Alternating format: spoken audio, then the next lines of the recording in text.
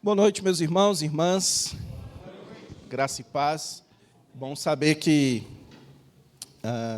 há 18 anos atrás, quando eu estava casando, essa igreja estava surgindo. Então, há poucos dias atrás comemorei 18 anos de casado e agora estou comemorando com vocês 18 anos de existência dessa igreja, né?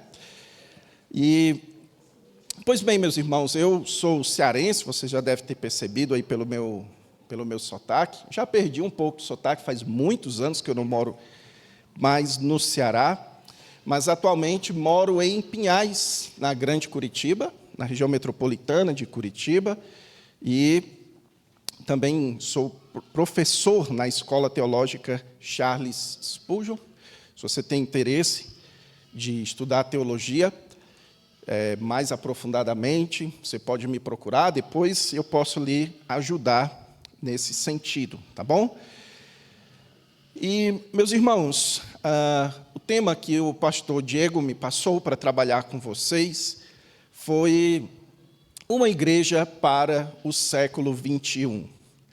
E há mais ou menos 2000 anos atrás, um dos apóstolos do Senhor Jesus Cristo, na verdade, o mais conhecido, um dos mais proeminentes apóstolos do Senhor Jesus Cristo, decidiu, por direção do Espírito Santo, escrever uma carta para um grupo de igrejas que estavam localizadas numa pequena região da Ásia, e ele escreveu para esse grupo de igrejas porque elas estavam passando por diversas dificuldades, especialmente de se adaptarem às diversas mudanças que estavam acontecendo no mundo naquela época, especialmente naquela região. Eram pessoas daquelas igrejas, eram pessoas que haviam vindo do paganismo, ou seja, elas vieram de um estilo de vida totalmente depravado, sem Deus, sem lei, e eles então se converteram ao Senhor Jesus Cristo, através do ministério de diversos apóstolos, de diversos evangelistas, dentre eles o apóstolo Paulo, também o apóstolo Pedro, e eles então começaram a se organizar ali em igrejas, e essas igrejas estavam sofrendo com mudanças pessoais no estilo de vida deles. Eles estavam com muita dificuldade de saber como é que eles, agora como crentes, agora como seguidores de Jesus Cristo, como é que eles deveriam viver.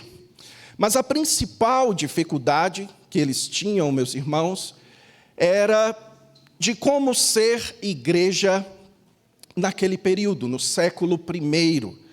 Se eu pudesse dar um título para essa carta escrita, essa carta seria intitulada Uma Igreja para o século I, porque essa carta foi escrita para ensinar aquelas igrejas sobre como é que elas deveriam viver, sobre como é que aquelas igrejas deveriam se relacionar com o mundo, com a sociedade, com a cultura daquela época, como que aquela igreja deveria se comportar diante de uma sociedade não cristã e diante de uma sociedade que estava se tornando cada vez mais anticristã. Aquelas igrejas não apenas viviam em cidades, em comunidades que não eram cristãs, que não eram seguidores, a grande maioria das pessoas lá não seguiam ao Senhor Jesus Cristo, mas não apenas isso, cada vez mais aquelas igrejas viviam sob a ameaça de serem perseguidos. Cada vez mais eles estavam caminhando para viver em uma sociedade não cristã. A carta que eu estou, ou anticristã, a carta que eu estou me referindo, meus irmãos, é a primeira epístola de Pedro. E para esse tema que o pastor Diego me desafiou a trazer aqui para vocês, eu então li a primeira carta de Pedro, que é uma carta que foi escrita para falar sobre este assunto, e selecionei aqui algumas partes que são fundamentais para que nós também saibamos como ser uma igreja para o século 21. Deixe-me dizer a você aqui que o mundo de hoje, meus irmãos, o mundo que você e eu vivemos, ele é muito mais parecido com o mundo da época em que essa carta foi escrita do que o mundo que os seus avós viveram. O mundo que nós estamos hoje, ele é um mundo que tem sofrido uma série de mudanças, uma série de alterações fundamentais que estão fazendo com que a nossa sociedade, com que o século 21 seja muito mais parecido com o século I, quando essa carta foi escrita, do que era o século XX, ou do que era o século XIX, e por aí vai. Então, quando a gente lê a primeira carta de Pedro, e a gente vê quais são os desafios que o apóstolo Pedro aponta para aquela igreja, para aquelas igrejas, e as soluções que o apóstolo Pedro apresenta, e a gente então olha para o nosso mundo de hoje, vocês vão perceber que os desafios são muito parecidos, são muito semelhantes. O nosso mundo, meus irmãos, o século 21, é um mundo muito parecido com o século I. Então nós vamos concentrar a nossa atenção em algumas porções essenciais da primeira epístola de Pedro, para respondermos então a essa pergunta: como ser uma igreja para o século 21? Como que deve ser uma igreja diante dos desafios que o século 21 apresenta para nós?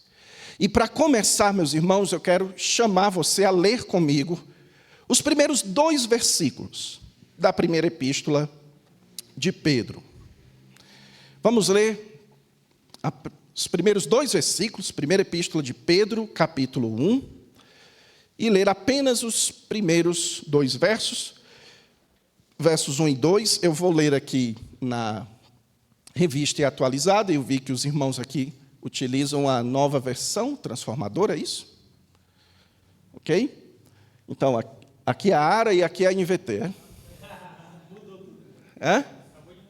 Mudou? Então, eu vou ler aqui, os irmãos podem acompanhar aí no telão. Pedro, apóstolo de Jesus Cristo, aos eleitos que são forasteiros da dispersão no Ponto, Galácia, Capadócia, Ásia e Bitínia, eleitos segundo a presciência de Deus Pai, em santificação do Espírito, para a obediência e a aspersão do sangue de Jesus Cristo, graça e paz vos sejam multiplicadas. Vamos orar, meus irmãos. Querido e amado Deus, eterno Pai, abençoa-nos, Senhor, à medida que nós olhamos para o texto sagrado. Nós pedimos a Ti, ó Deus, que a Tua palavra traga para nós as lições que nós precisamos saber de Ti. Que a Tua palavra, ó Deus, nos faça pensar como o Senhor quer que a gente pense. Que a Tua palavra nos ajude, ó Deus, a agir como o Senhor quer que a gente haja. Então abençoa-nos, Senhor, nessa noite, pela Tua palavra, em nome de Jesus. Amém.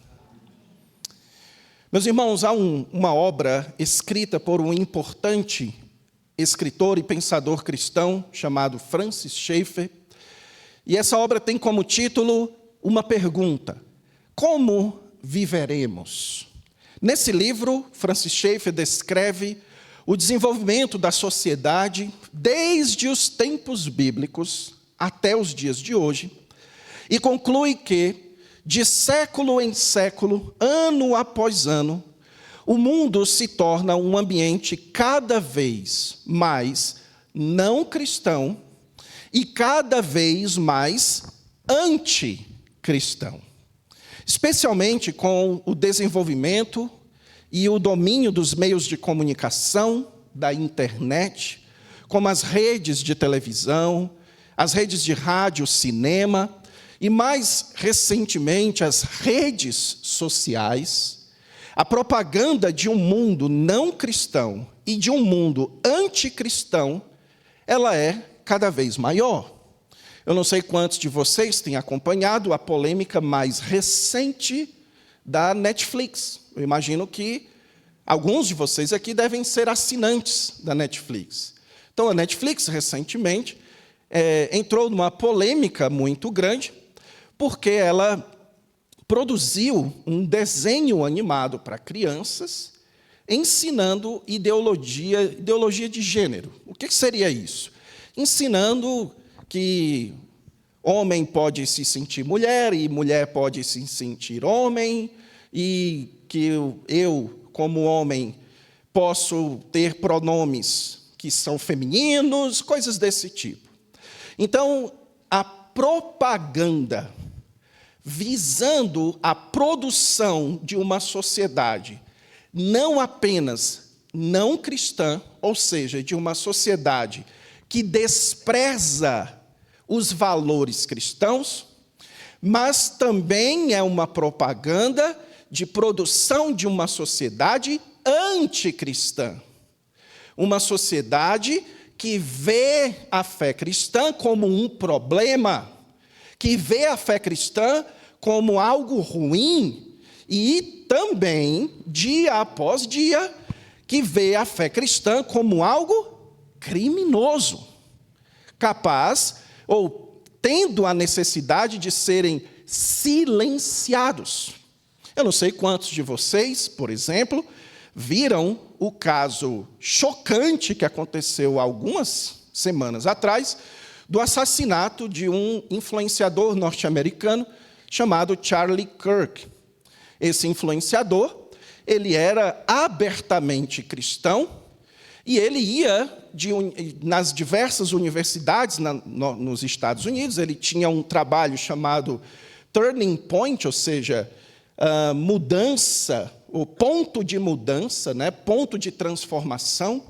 E ele ia falando com jovens, na linguagem de jovens, ensinando aquilo que a Bíblia ensina, aquilo que o cristianismo ensina, contra as ideologias daquela sociedade, as ideologias anticristãs.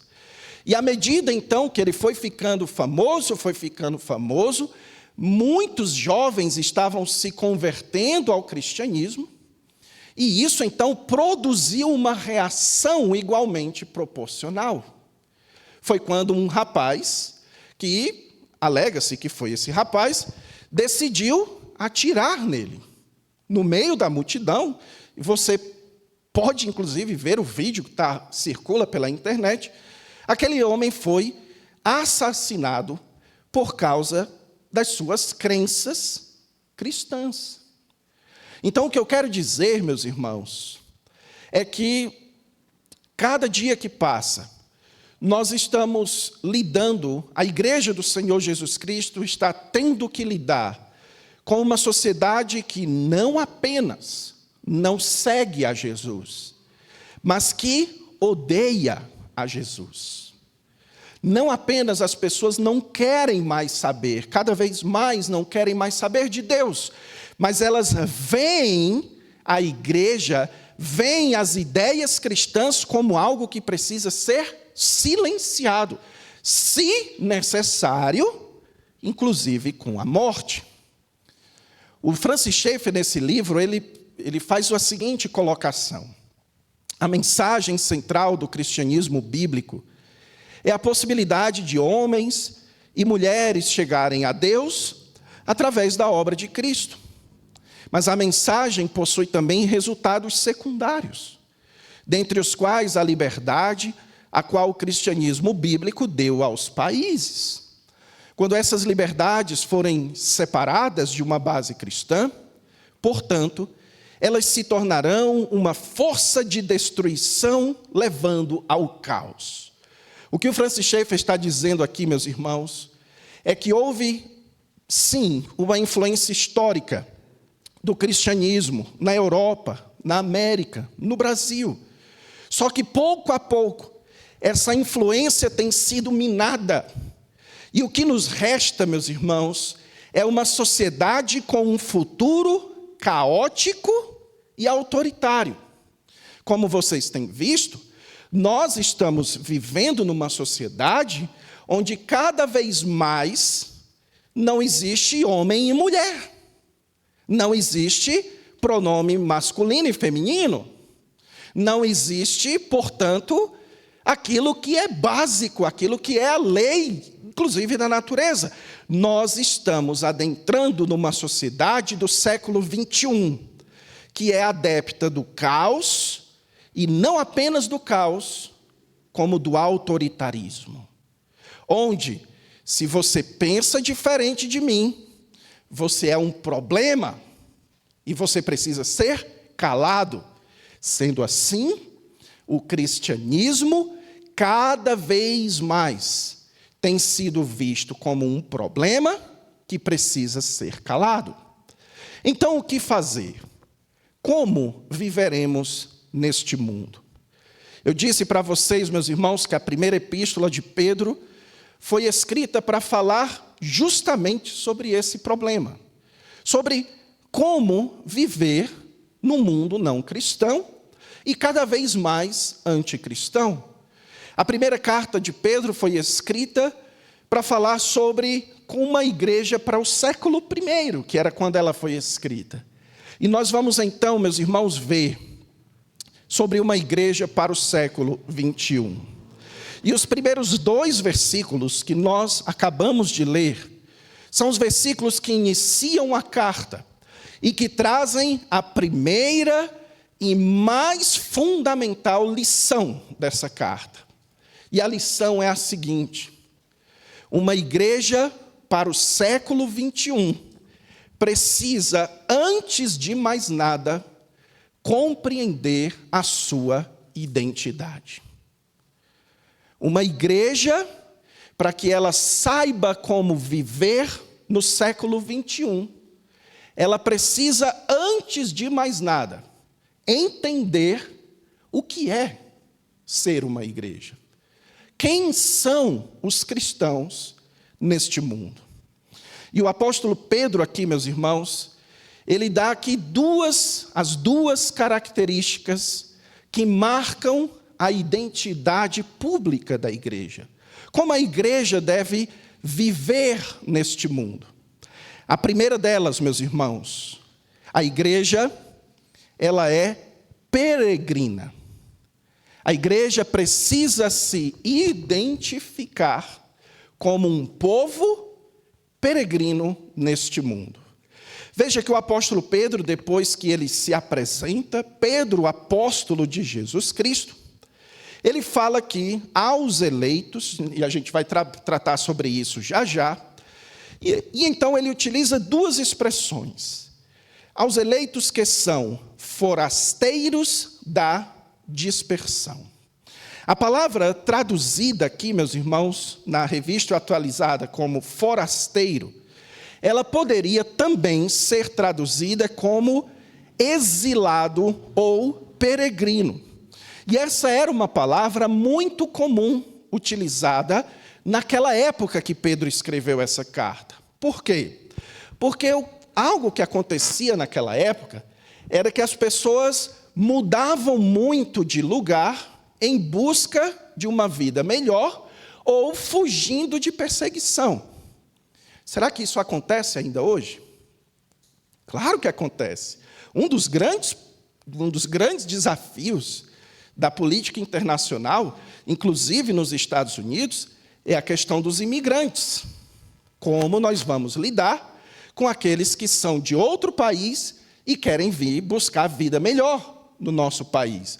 Lá onde eu moro, meus irmãos, na Grande Curitiba, na maioria dos comércios que você vai, os atendentes ou são venezuelanos ou são cubanos.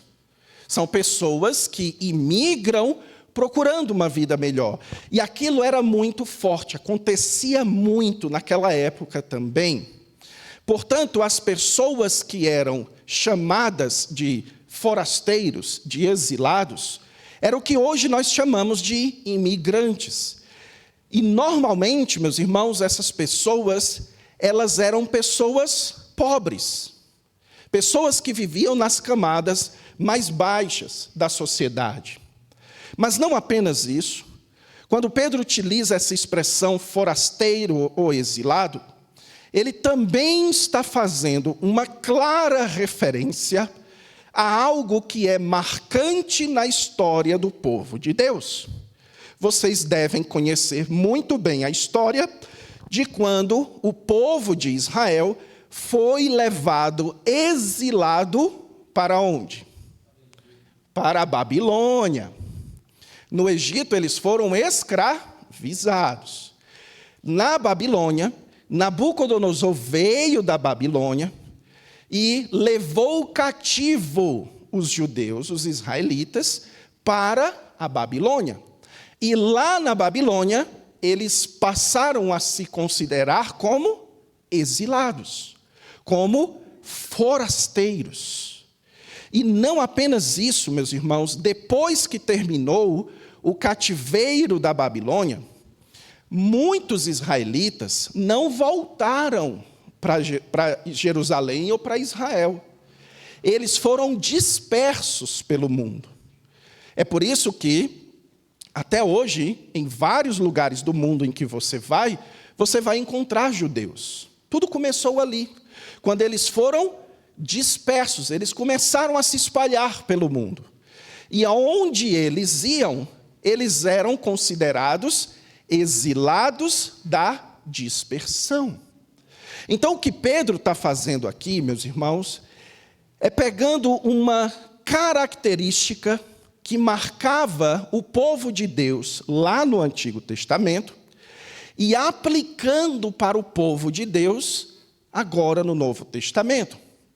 Que característica era essa? Assim como os israelitas, eles viviam fora da sua terra e dispersos pelo mundo, esperando o dia de serem reunidos de volta na terra deles, assim também é a igreja. A igreja do Senhor Jesus Cristo é um povo que vive neste mundo, mas que não pertence a este mundo. É um povo que está disperso neste mundo, mas que aguarda um dia em que nós todos seremos reunidos em torno do nosso Rei, que é o Senhor Jesus Cristo. Enquanto esse dia não chega, nós sempre seremos exilados e dispersos neste mundo. Agora, meus irmãos, por que Pedro utiliza especificamente essa expressão forasteiro da dispersão para se referir à igreja? É porque, meus irmãos, uma característica que marcava os imigrantes naquela época é que não apenas eles tinham muitas dificuldades de se adaptar às regiões em que eles passavam a morar, como eles também sofriam muitas hostilidades. Nós, brasileiros, não sabemos muito o que é isso, porque todo mundo que chega aqui no Brasil, a gente considera bem-vindo. Não sei se vocês já perceberam, né? Então, quando eu estou lá em Curitiba, que eu chego numa loja, e aí a moça começa a falar com aquele sotaque bem espanhol, sei lá, de Cuba ou de Venezuela, eu já gosto, eu acho legal. E quando um curitibano escuta o meu sotaque cearense, ele já gosta também, porque é uma característica típica do brasileiro. Mas se você for lá para os States, lá para os Estados Unidos, a coisa é um pouquinho diferente, certo? É muito diferente. Dependendo da região que você for, você não vai ser bem tratado, não. Na Europa, então, nem se fala. Eu tenho um irmão que mora em Portugal, e ele diz que cansa de ouvir os portugueses mandando ele voltar para o Brasil. Certo? Então, uma característica que marca um forasteiro, um exilado, é que ele é estranho à cultura, mas ele também sofre hostilidades por ser estranho àquela cultura. Quando eu morava no Rio Grande do Sul, meus irmãos, teve uma vez, eu como cearense, né? Eu estava numa reunião de pastores no Rio Grande do Sul, e aí eu precisava de uma caneta. E eu então olhei para um pastor que tinha uma caneta do lado dele, num birô do lado dele. Aí eu disse assim: pastor, me passa essa bicha aí. Aí ele olhou assim para mim. Como assim? O que você... Aí eu, essa caneta. Aí ele, mas por que você está chamando a caneta de bicha? Aí eu disse, não, é porque lá no Ceará, tudo é bicho e bicha. Então, esse bicho aqui serve para beber água, certo? Esse bicho aqui serve para a gente ler o sermão. Esse bicho aqui serve... Eu disse para ele. Então, imagina que eu, como cearense, morando no Rio Grande do Sul, eu terei dificuldades sobre como lidar com essas diferenças culturais. Mas imagina que, por vezes, por causa dessas dificuldades, eu sofresse hostilidade das pessoas, maldade das pessoas. Pois bem, meus irmãos, o apóstolo Pedro utiliza, então, aqui essa imagem da história de Israel para descrever a identidade daqueles que seguem a Cristo hoje, da igreja do Senhor Jesus Cristo hoje. A igreja, ela é marcada por uma espécie de exílio neste mundo. A igreja, ela é identificada como um povo que vive neste mundo, que faz parte deste mundo, mas que em vários aspectos é diferente deste mundo, e que essa diferença pode produzir hostilidade contra a igreja. Então, o que Pedro está nos ensinando é que para a gente saber como viver na nossa época, a gente precisa primeiro entender que a nossa identidade é marcada por exílio. Nós somos peregrinos. E deixa eu explicar para você por que isso é tão importante, meus irmãos. Porque há um drama, há um desafio que todas as igrejas, hoje em dia, elas enfrentam sobre como viver neste mundo. E eu gosto de dividir a forma como as igrejas lidam com esse desafio em dois grupos. Desse lado de cá, você tem as igrejas que elas olham para o mundo não cristão e cada vez mais anticristão, e elas pensam assim: nós precisamos nos identificar como separatistas. O que é uma identidade separatista? Uma identidade separatista é uma identidade que entende que o cristão deve ser, que a igreja deve ser tão diferente do mundo que ela não pode sequer se relacionar com absolutamente nada do mundo. Você tem, especialmente nos Estados Unidos, mas eu descobri que no Paraná também tem, algumas sociedades cristãs que são inclusive separatistas, que acreditam que inclusive a energia elétrica é coisa do mundo. Só que nós temos muitos exemplos que não são tão extremistas assim, mas que também se identificam como separatistas, que são aquelas igrejas que demonizam as coisas da cultura comum, que demonizam ambientes, certo? Não sei se vocês já viram isso, algo do tipo, estádio de futebol é um ambiente do mundo, certo? O Morumbi, talvez, mas a Arena Neoquímica, não. A Neoquímica Arena não é do mundo, não. Essa é da Fiel, certo? Então, é bom fazer piada com o time paulista. Eu sou corintiano, certo, pessoal? Não me queiram mal por isso. Mas isso é uma coisa que sempre que eu estou em São Paulo, é bem mais divertido, né? Lá no Paraná o pessoal nem liga para essas coisas. Mas, enfim. Então, existe essa ideia de que existe ambiente que é do mundo, existe música que é do mundo, existe instrumento musical que é do mundo, existe arquitetura que é do mundo, existe roupa que é do mundo, existe, por exemplo, tem igrejas que entendem que calça jeans é uma roupa do mundo, que mulher pintar cabelo é uma coisa do mundo. Então, isso é uma ideia de que a relação da igreja com o seu mundo deve ser uma relação onde a igreja se identifica como totalmente separada. Então, o que ela puder fazer para ser totalmente diferente, ela vai fazer.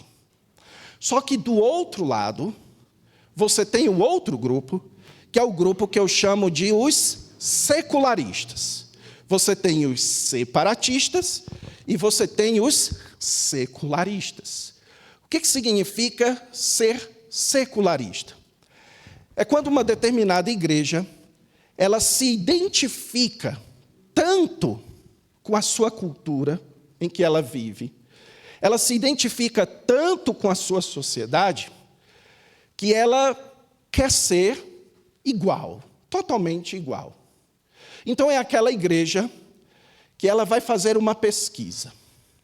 O que o povo hoje está gostando? O que o povo hoje gosta de ouvir? O que o povo hoje gosta de pregação? Que tipo de discurso as pessoas gostam hoje em dia? Que tipo de música? Que tipo de ritmo? Que tipo de instrumento?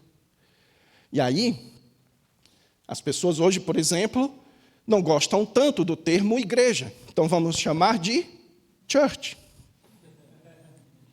As pessoas hoje em dia não querem mais essas igrejas com bancos de madeiras e fundos com cortinas. Então vamos fazer o quê?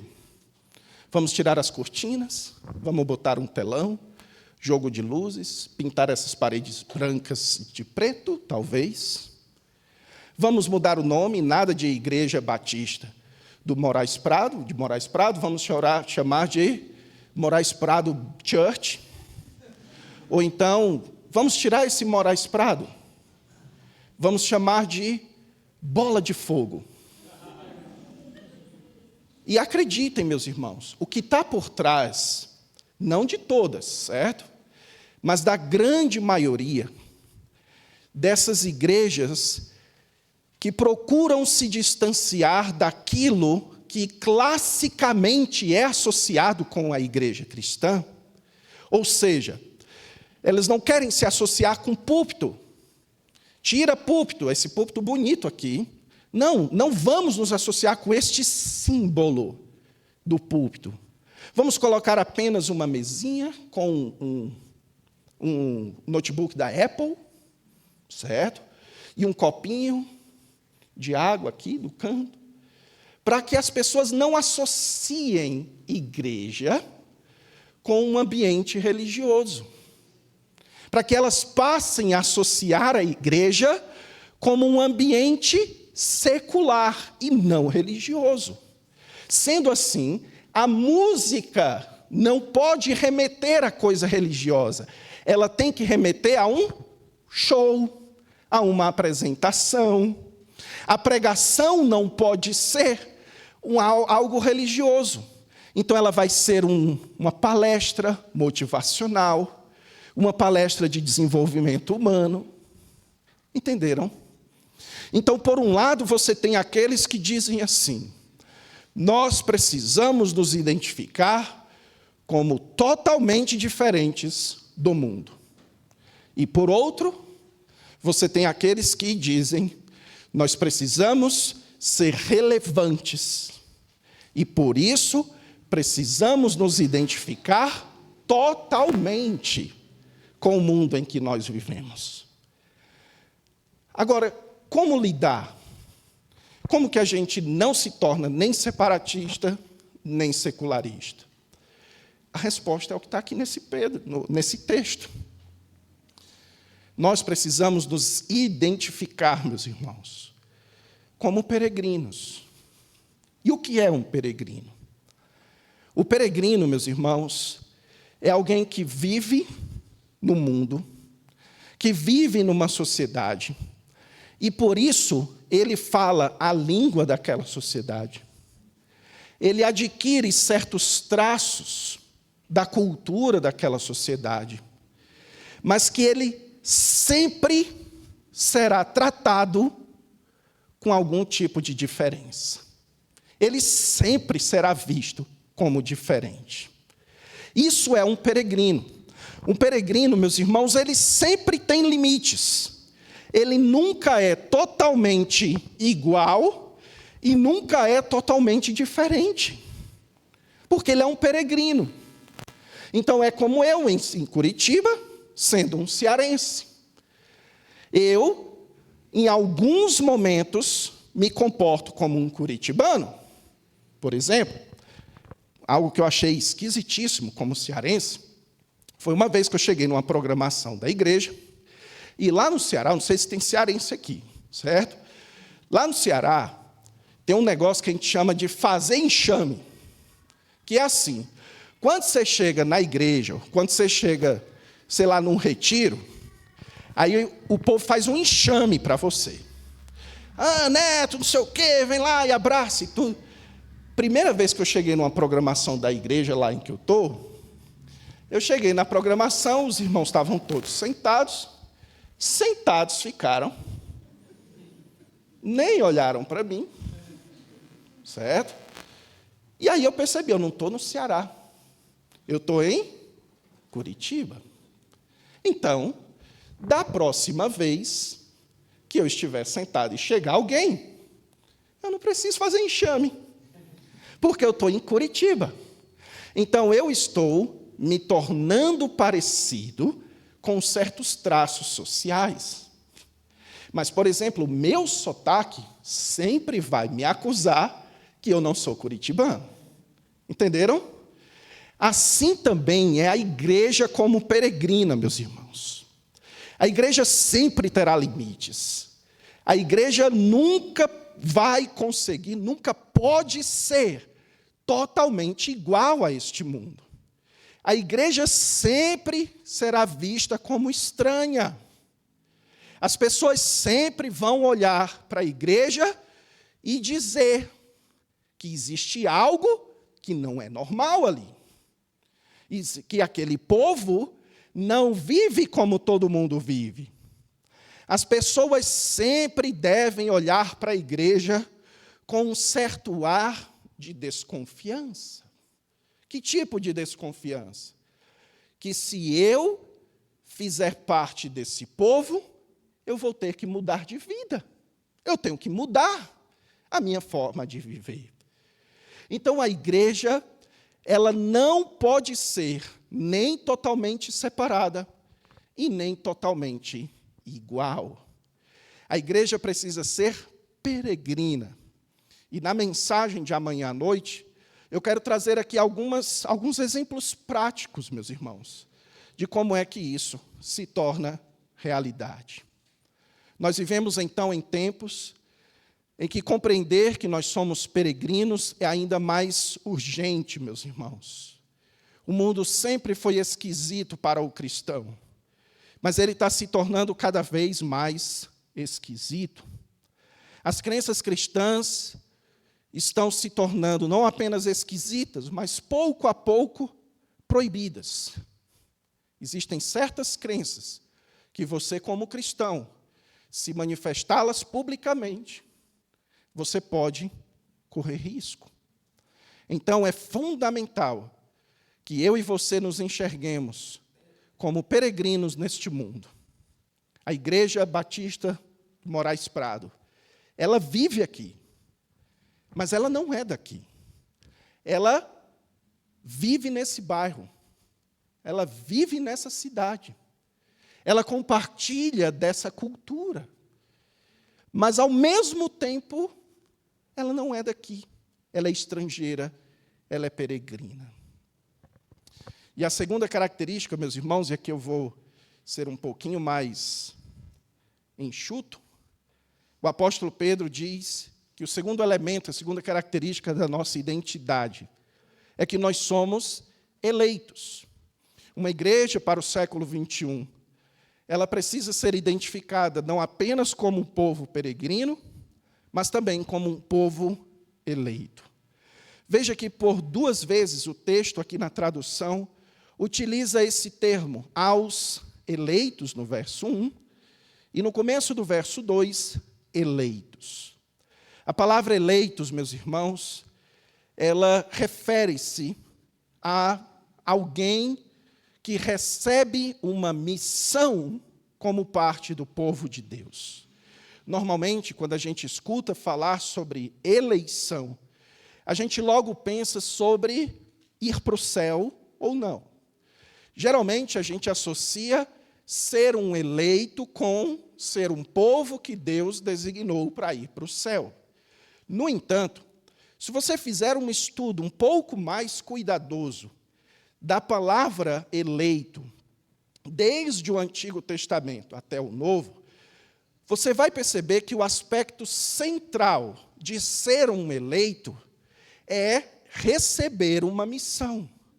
Abraão, por exemplo, ele foi eleito por Deus, escolhido por Deus, e Deus deu uma missão para ele: ser tu uma bênção, Gênesis capítulo 12. O Senhor Jesus Cristo fala para os seus apóstolos: não foram vocês que escolheram a mim, eu escolhi vocês para que vocês vão e deem fruto.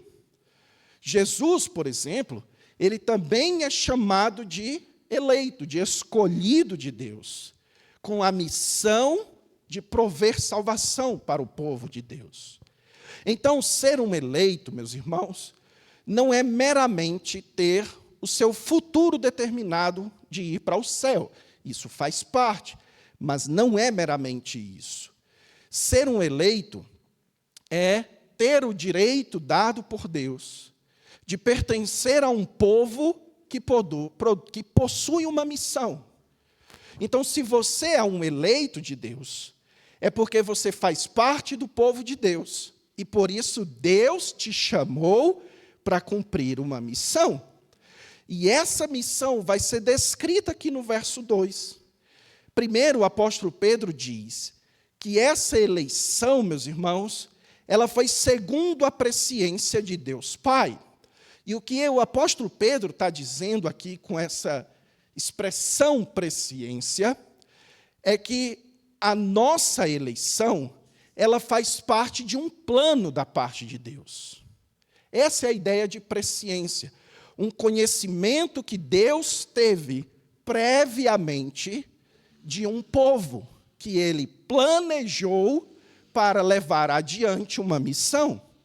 Então, Pedro está dizendo que nós somos eleitos como parte de um plano de Deus, mas que também, ele continua, que nós somos eleitos em santificação do Espírito. E o que ele está querendo dizer com isso é fazendo um contraste com aquilo que lá no Antigo Testamento marcava a eleição do povo. Como que alguém lá no Antigo Testamento demonstrava que fazia parte do povo de Deus? Obedecendo à lei de Moisés. E agora, no Novo Testamento, como que alguém passa a fazer parte do povo de Deus? Sendo habitado pelo Espírito Santo. Então, o que antes era pela lei, agora é pelo Espírito. O que nos separa como povo de Deus neste mundo, meus irmãos, é que nós somos o povo que tem o Espírito Santo em nós. E aí, então, depois de nos falar daquilo que o Pai fez, daquilo que o Espírito Santo faz, ele então vai descrever a missão. Ele diz: para a obediência e a aspersão do sangue de Jesus Cristo. Então, veja que ele diz que nós somos eleitos como parte de um plano de Deus, pela ação do Espírito Santo para cumprir uma missão. E qual é a nossa missão? A obediência e a aspersão do sangue de Cristo. Quando ele fala aqui de obediência e aspersão, meus irmãos, ele mais uma vez está fazendo uma referência ao povo de Israel que foi retirado do Egito. E lá em Êxodo 19 é dito que esse povo fez um pacto com Deus. E o pacto que esse povo fez com Deus, ou na verdade Deus fez com o povo, foi que se esse povo obedecesse à lei de Moisés, esse povo seria um povo de sacerdotes, um reino de sacerdotes, um povo de propriedade exclusiva de Deus, que eles seriam usados por Deus para levar o nome de Deus para todas as nações. Agora o apóstolo Pedro está pegando essa mesma imagem do povo de Israel do Antigo Testamento e trazendo para nós pela obra de Jesus. O que ele está dizendo é que nós temos um pacto com Deus. Nós temos uma aliança com Deus. E que essa aliança, ela foi selada pelo sangue de Jesus, que foi aspergido sobre nós.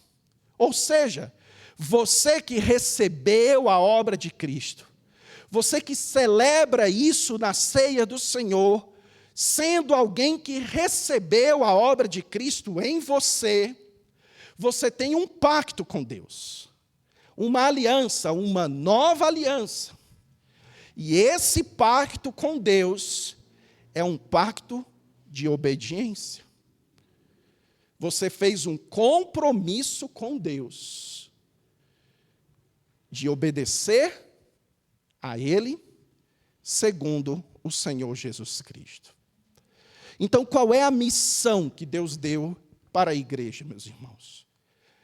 A missão que Deus nos deu é viver em obediência a Jesus. É expressar o nosso compromisso com Cristo. Parte fundamental de quem nós somos é entendermos que nós somos um povo do Deus triuno, um povo chamado por Deus, marcado pelo Espírito, com uma missão de expressarmos o nosso compromisso com Jesus e chamarmos o mundo em que nós vivemos a esse compromisso também. Entender, meus irmãos, essa identidade de eleito é urgente para os nossos dias, porque nós vivemos em um mundo dualista, onde ou você é contra ou a favor. Então, as pessoas hoje em dia querem saber, você é pró-Palestina ou pró-Israel? Você apoia o aborto ou é contra o aborto? Você é feminista ou não é feminista? Você é de esquerda ou você é de direita? Você é petista ou você é bolsonarista? Você é corintiano ou você é São Paulino? Recuso-me a falar o nome daquele time de verde numa pregação. Então, é assim que o mundo hoje em dia é, dualista. É como se você tivesse a obrigação de dizer a quem a sua mente pertence, a quem você obedece, a que ideologia você obedece, quem conduz a sua forma de pensar, quem são os seus mestres, a quem você segue. As pessoas hoje têm quase que uma obrigação de terem que se identificar com esse lado ou esse lado. Mas nós precisamos entender, meus irmãos, que a igreja do Senhor Jesus Cristo, ela é definida não por nada disso.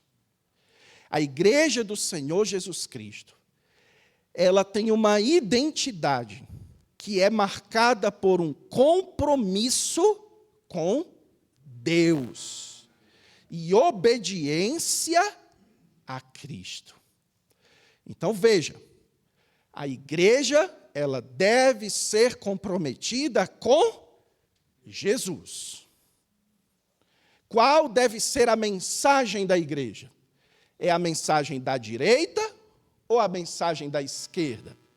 É a mensagem de Jesus. É a mensagem do Evangelho, da transformação de vidas, do arrependimento, de viver uma vida de uma obediência em arrependimento e fé diante de Deus. Essa é a mensagem da igreja. Na mensagem, na pregação de amanhã, meus irmãos, eu mais uma vez vou mostrar para vocês como que isso se redunda na vida prática da igreja. Mas a gente precisa, então, entender que a nossa missão neste mundo não é militar por causa alguma que não seja a causa de Jesus. Uma vez eu estava conversando com um rapaz que se dizia crente, e ele disse o seguinte: Neto, quando eu descobri o quão benéfico era o CDB, vocês sabem o que é o CDB, o canabidiol? É uma substância que é oriunda da planta da maconha. Ele disse que isso se tornou a minha grande causa. E agora eu quero militar em favor da liberação da maconha, porque isso vai ajudar muita gente no Brasil. Aí eu disse para ele, cara, o povo usando CDB, fumando maconha, sem Jesus, vai para o inferno igual. É ou não é? Imagina, você tem uma vida boa. Você é uma pessoa que tem, talvez, esquizofrenia e tudo, e aí você passa a fazer parte dessa, consumir essa substância, e aí tem uma vida melhor.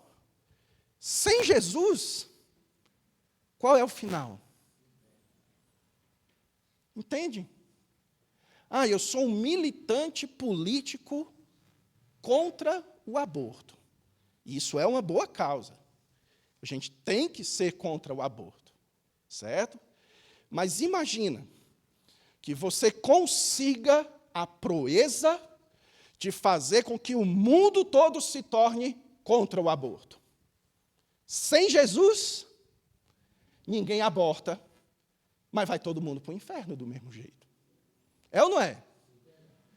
Então me respondam, meus irmãos, qual deve ser a causa pela qual você, eu e a igreja deve militar?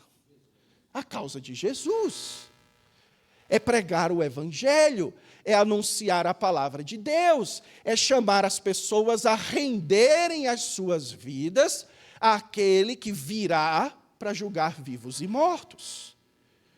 Quando uma igreja, meus irmãos, ela para de aderir à causa de Jesus, e ela passa a aderir à causa das pessoas, ou seja, o que é que as pessoas estão precisando? Casamentos melhores, luta contra a ansiedade, desenvolvimento pessoal. As pessoas precisam de música boa, tempo agradável. E aí a igreja muda a sua missão, de ser a missão de Jesus, para a missão de atender às necessidades. A gente está levando essa igreja, está conduzindo muita gente para o inferno, só que de maneira bem divertida. É o povo tudo achando que é cristão, indo para cada vez mais longe de Jesus. Porque a identidade da igreja, meus irmãos, é de um povo que foi chamado por Deus para cumprir a missão de Jesus. Essa é a nossa causa. E eu quero amanhã mostrar para vocês como que isso de fato redunda na vida da igreja. Então lembre-se, se quisermos ser uma igreja para o século 21, nós precisamos entender a nossa identidade. Nós somos peregrinos neste mundo, e eleitos, chamados por Deus para a causa de Jesus. Amém? Querido Deus, obrigado pela tua palavra, Senhor. Pedimos a Ti, ó Deus, que ela produza os frutos nos corações nessa noite. Ajuda, ó Deus, essa igreja a ter a sua identidade firmada nessas verdades que nós vimos aqui. Que nada mais, ó Deus, defina quem é, o que faz essa igreja, senão aquilo, ó Deus, que a Tua palavra nos ensinou hoje. Essa igreja é um povo exilado, peregrino, chamado por Ti, ó Deus, capacitado pelo Teu Espírito, para levar a causa de Cristo adiante. Levanta homens e mulheres, ó Deus, jovens, crianças, aqui nesse meio, para fazerem de Jesus um nome famoso, um nome conhecido nesse bairro e nessa cidade. Que o nome dele seja dignificado por meio dessa igreja, Pai. Essa é a missão que o Senhor nos deu. É isso que nós queremos fazer. E é no nome do nosso Senhor que nós oramos. Amém. Amém, meus irmãos. Deus abençoe.